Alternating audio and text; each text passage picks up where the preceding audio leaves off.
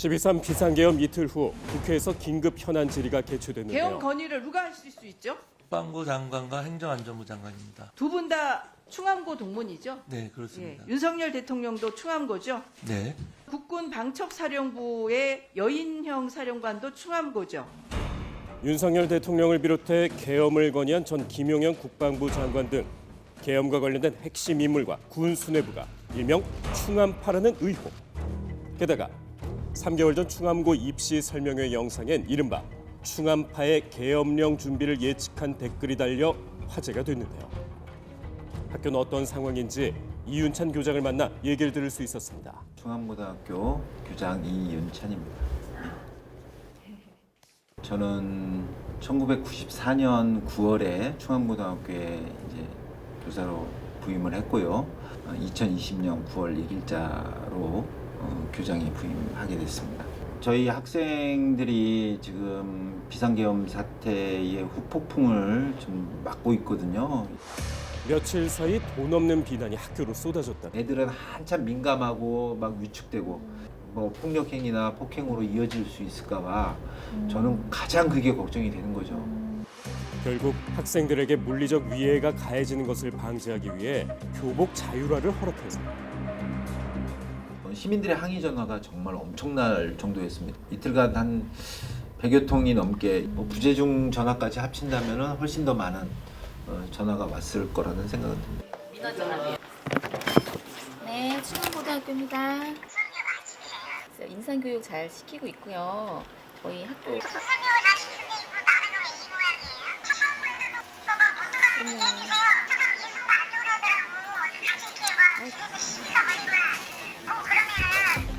터무니없는 주장을 반복한 민원은 8분 이상 계속됐는데요. 정말 쌍욕을 하시다가 끊으신 분들이 절반 정도는 되는 것 같고 수목금은 거의 업무 마비 지경이었어. 화가 나죠. 화가 나고 대통령실 전화번호를 아는 것도 아니고요. 그러면 이 원망을 쏟아부을 수 있는 손쉬운 게 졸업생들이 많으니까 학교인 것 같습니다. 각종 커뮤니티엔 충암고를 비하하는 악성 댓글만 수천 개. 내란 반역자 양성소인 충암고를 폐교하라. 이제 이력서에 충암고 적어내는 거 되겠냐? 이에 조롱을 참다 못한 학생회가 학교 대표로 나섰습니다. 재학생을 향한 비난을 삼가달라는 입장문을 게재한 건데요. 학생들까지 나선 상황. 선생님들은 왜 아무런 대응을 하지 않는 걸까요? 오해를 푼다고 우리가 성명서를 발표하면서 정치적 중립의 위반 시비에 휘말려서 저희 교원들이 다칠 수가 있다는 거죠. 교육기본법에 저촉이 되는. 교사는 헌법과 교육기본법에 따라 학생을 교육할 때 정치적 중립성을 엄격하게 지켜야 하기 때문입니다. 쉽사리 발언하기 어려움에도 큰 용기를 낸 데는 이유가 있다는데요. 우리 아이들 보호할 수 있으면은 뭐라도 하겠다 이런 마음이기 때문에 이게 좀 나서는 게 꼭 필요하다 이런 생각도 하고 있습니다. 충암고 학생들을 위한 교장 선생님의 사이드 인터뷰 시작합니다. 그럼 현재 충암고는 일명 충암파로 불리는 분들과 관련이 있는 건가요? 정말 그 부분이 억울한데요. 장관이 되고 이렇게 사령관이 되고 그러면은 모교 동문들 초청 강연 이런 것도 펼칠 수도 있는 거잖아요. 안 하려고 노력을 했고요. 정말 관계 형성 하나도 없습니다.